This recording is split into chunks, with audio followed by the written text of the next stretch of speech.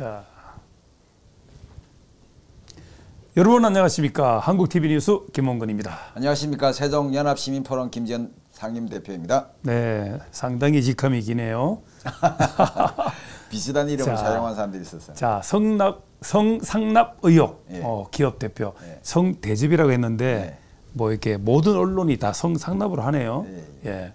이준석 대표가 박근혜 만나게 해주겠다 해. 이건 이제 대표 전 얘기니까, 예. 그렇게 지금 많이 언론에서 얘기가 되고 있습니다. 예. 혹시 자유수호 TV라고 아세요? 네, 알죠. 예. 예.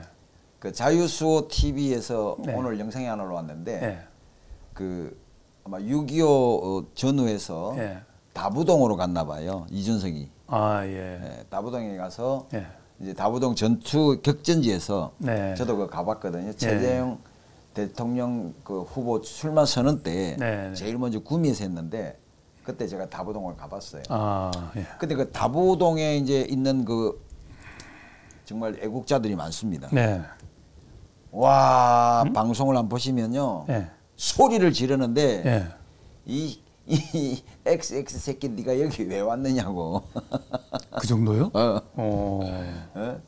너 나라 망쳐먹으려고. 다부동 전투네 완전히. 완전히. 예. 그래서 예. 정말 그 두부나 계란에 안 던져질 정도지만 정말 곤욕을 치르고 도망을 갔습니다. 아. 그 정도로 지금 국민의힘 당원이나 또 이 사정을 잘 아는 많은 이 시민들은 네. 분노에 분노를 하고 있는 것이 현 시점입니다. 자, 우리 그 대전 지역에 왜 김소연 변호사, 네, 네, 네. 예, 그 뭐 이번에 얘기하는 거 보니까 아이카이스트 김성진 대표에게 네. 박근혜 대통령 소개해주겠다. 그렇습니다. 예. 이 얘기가 좀 나왔잖아요. 예. 예, 그거 한번 좀 알려주시기 바랍니다. 네, 지금 이게 이제 어느 뉴스에 나왔느냐가 굉장히 중요합니다. 네. 왜냐하면 실제적으로 이런 뉴스들을 다루는 곳이 네. 뭐 지금까지는 가로세로 연구소나 뭐 이봉규 TV나 흔히 말하는 유튜브 개인 방송에서만 이준석 문제를 다뤘어요.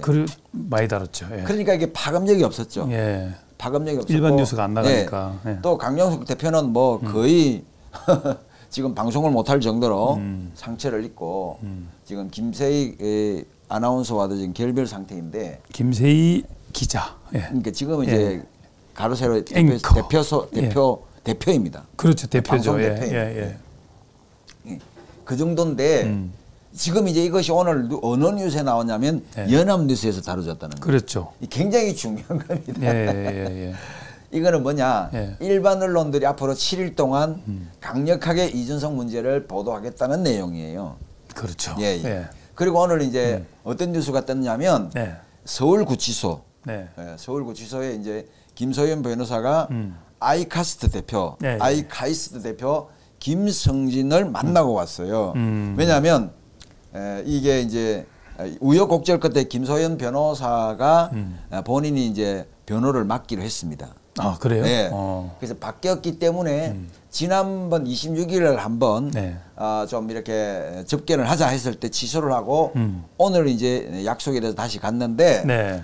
심경의 변화를 확실하게 일으켜서 그래요? 이 김성진이가 구체적으로 오늘 진술한 겁니다. 맞다. 내가 사석에서 만난 적도 있고 처음에는 페이스북으로 이 이준석한테 내가 지금 아이들을 위한 교육 사업 좋은 이 아이템을 가지고 지금 연구를 했는데 이분이 이제 카이스트 출신이거든요. 그렇죠. 그런데 이게 그때 박근혜 대표랑 좀 만나게 해주시면 고맙겠다니까 자기가 힘써보겠다고 이제 그 보냈고 그런 그리고 차원에서 대접을 한 거구만. 그래서 내려왔어. 내려와서 대전에서 한번 만났을 때 그러면 유력한 정치인 2명을 소개를 해주겠다. 이 자리에서 이제 쉽게 말하면 술 접대가 있었고 이제 성 대접이 있었다는 그런 게 이제 오늘 구체적으로 진술을 한 거죠. 왜냐하면 이 사람이 진술을 해야 흔히 말하는 장 실장이라는 사람이 진술한 것이 성립이 되잖아요. 근데 이게 이제 시기적으로 보면 2013년 그러니까 시작된 건 2013년. 예. 그리고 마지막 성적 때까지 이루어진 거는 2016년. 그러면 이제 우리가 자꾸 소멸시효 얘기를 하는데 그 기간 속에 들어가는 것도 있네요. 그렇죠. 그럼? 예. 13년 거는 이제 소멸됐고 16년 거는 좀 몇 달 남았다는 얘기를 하더라고요. 근데 뭐 2013년 것도 소멸시효는 됐지만 그거를 일괄적으로 포괄적으로 해결하기 위해서 했던 행동들은 연결고리가 되는 거고 그렇게 되는 거죠. 또 이제 더 문제는 뭐냐, 강용석 변호사가 늘 강조했듯이 이렇게 그 김철근이가 내려와서 무마한 사건이기 때문에 이것이 또 연결된다는 거죠. 자, 그럼 우리 이준석 흔히 말하는 빼박 국민의힘 당대표는 좀 결단을 좀 내려야 되는데. 되죠. 왜냐하면 일반 뉴스에서 다루었고 오늘 아마 이 뉴스가 이 연합뉴스는 원래가 이제 제가 그 하나 좀 물어보고 싶어요. 연합뉴스랑 연합통신은 관계가 있습니까? 그 연합뉴스는 국가기관이잖아요. 그리고 연합통신도 국가기관 통신망이고. 근데 이제 다 국가가 하는 거죠. 제 말은 둘이서 뉴스를 서로 이렇게 같이 만들고 생산해서 그럴 수가 있죠.